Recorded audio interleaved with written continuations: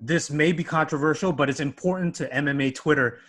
We hear this all the time from fighters and fans when they say the rankings, they don't mean anything. What would you have to say to MMA Twitter in regards to rankings? What's going on, everybody? Tony Mui from Complex here, and I'm joined by UFC President Dana White. Dana, thank you for taking the time, and thank you for bringing sports back. Thank you. Thanks for having me. Yeah, for sure.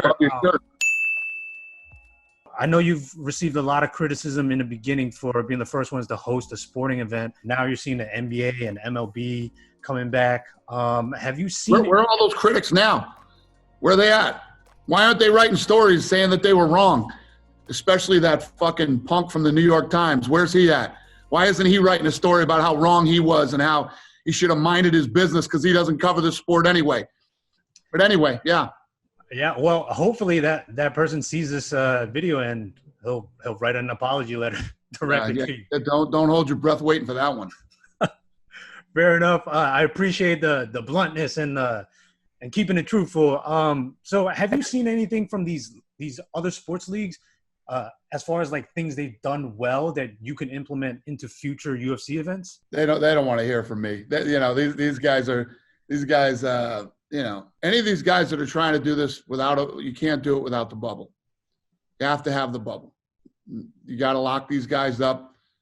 They have to stay locked up. You can't have guys leaving and going to get food and doing all the stuff that they're doing. When you're in the bubble, you got to stay in the bubble. It's the only way to be successful. There's one thing that I appreciate the NBA doing, and that's the virtual fans on the Jumbotron.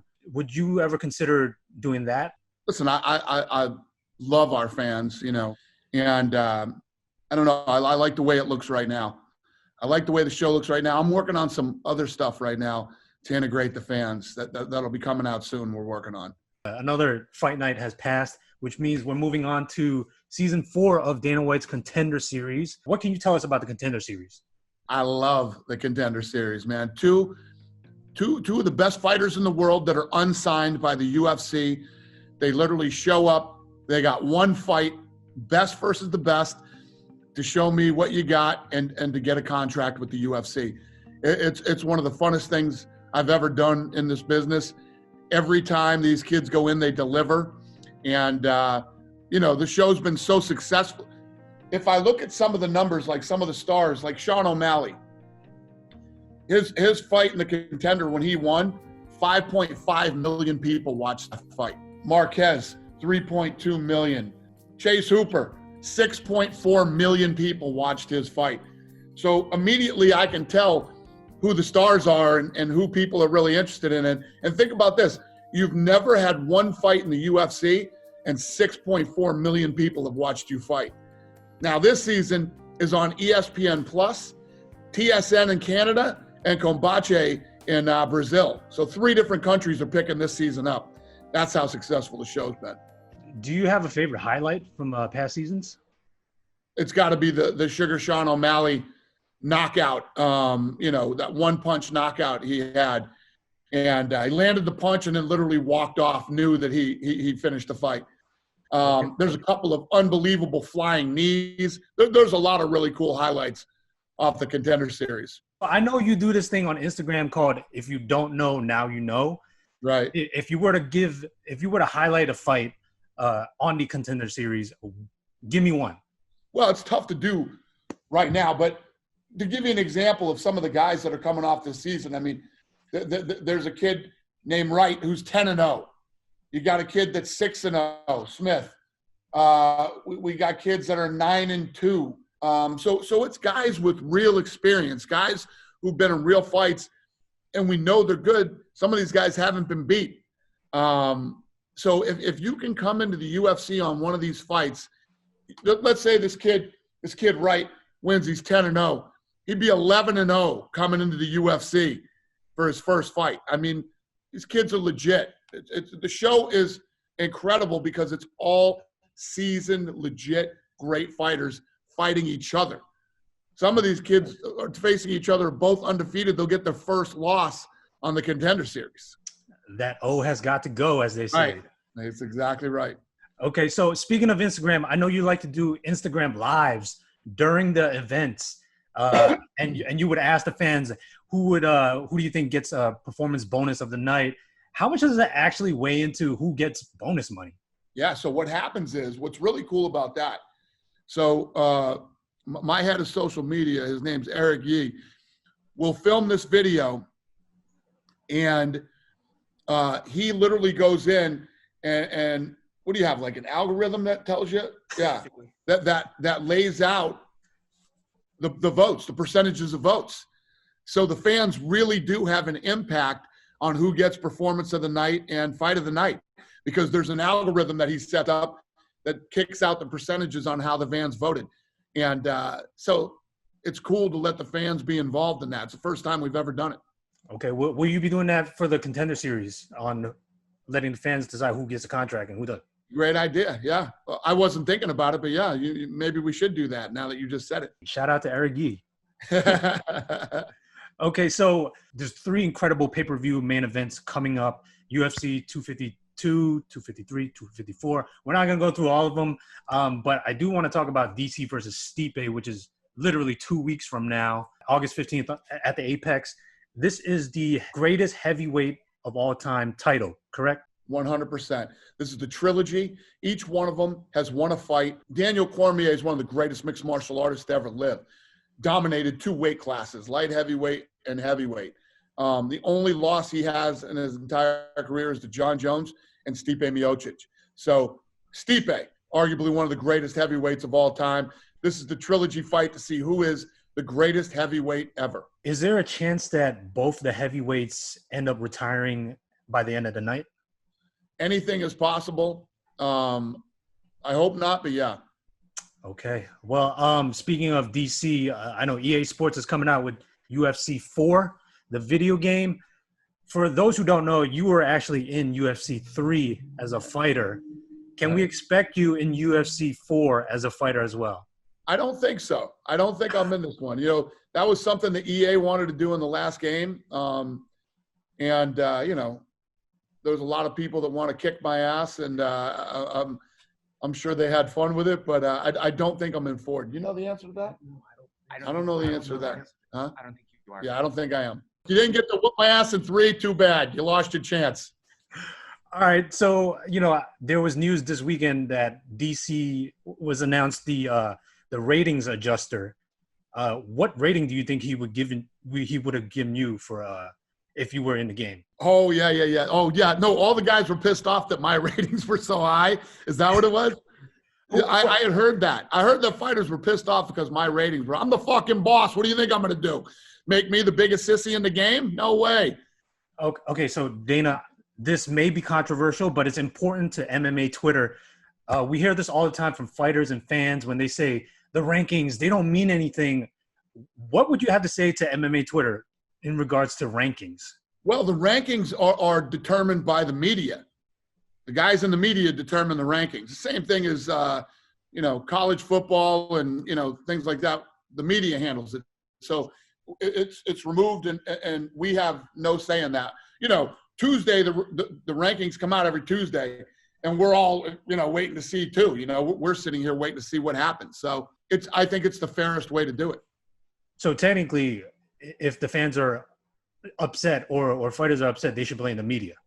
Yeah, of course. But first of all, the rankings do matter. The rankings are everything. They determine who goes where and whatever. But yeah, the media, if you don't like it, blame the media, not me. Yeah, I know the media for everything.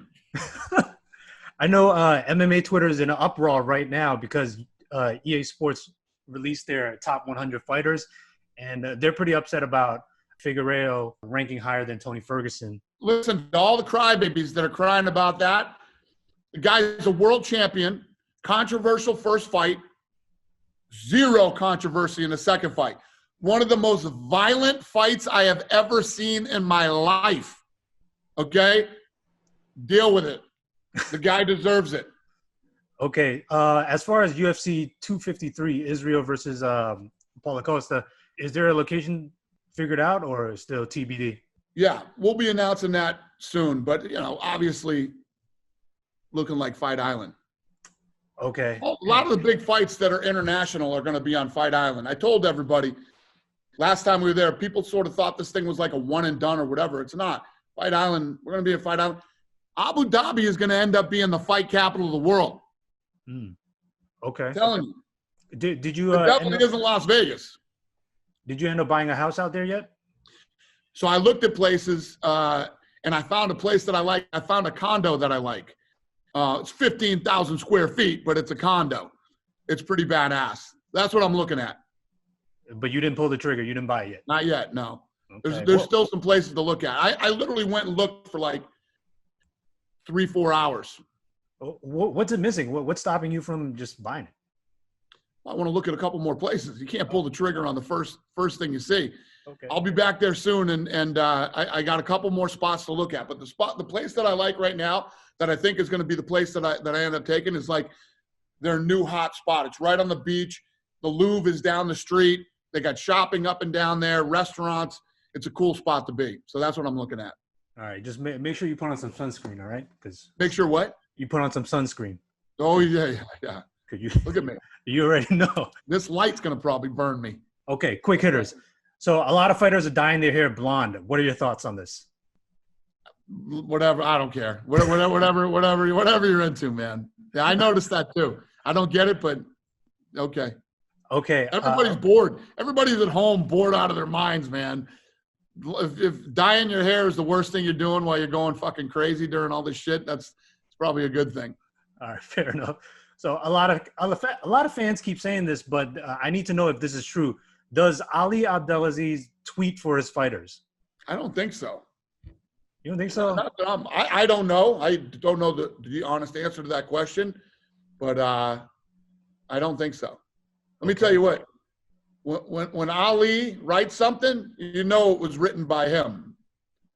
He doesn't have a 100% grasp of the language. You know what I mean? He's from Egypt. Yeah, he's from Egypt. And, when he sends me a text, you know the text was sent by Ali. The English isn't exactly perfect. So if he was really writing their texts, I think you would know it. I mean, their tweets. And has Bryce Mitchell gotten his camo shorts yet? Yeah, well, I said we could do it. So I don't know if we've actually executed and got him, but he's good to go with camo. Okay. Also, happy belated birthday to you.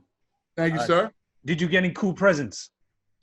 Yeah, I got some tequila that we drank that day. Really cool. And yeah, I got a couple of cool gifts. Nothing big. Okay, it's also Tom Brady's birthday today. Did you send Tom a nice present? No, but I wished him a happy birthday, and I'm calling him around 5 o'clock. But no present, just a call. No, he doesn't. He's like me, man. He doesn't need anything. Okay, fair enough. So let's say the Patriots were to play the Buccaneers in the Super Bowl. Who are you rooting for? That is such a shitty question, man. Listen, I love Tom Brady. He's a good friend of mine. I want to see him succeed. But at the end of the day, I'm a diehard Patriots fan too. So that's a tough one for me. I'm a Patriots fan, diehard. Patriots, Celtics, Red Sox, never going to change. All right, last question for you, Dana. If Halle Berry wants to fight in the UFC, would you give her a contract?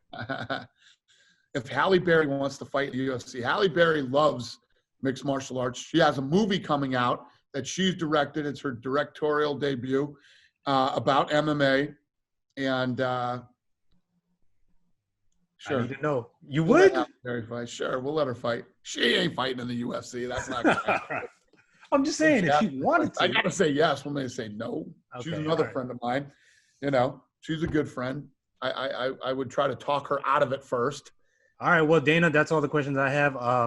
Obviously, we got to plug the Contender series, which is coming back tomorrow. Is there a specific time? 5 Pacific, 8 Eastern. Okay, on ESPN+. If you are a fight fan, you cannot miss this show. The show is fucking unbelievable.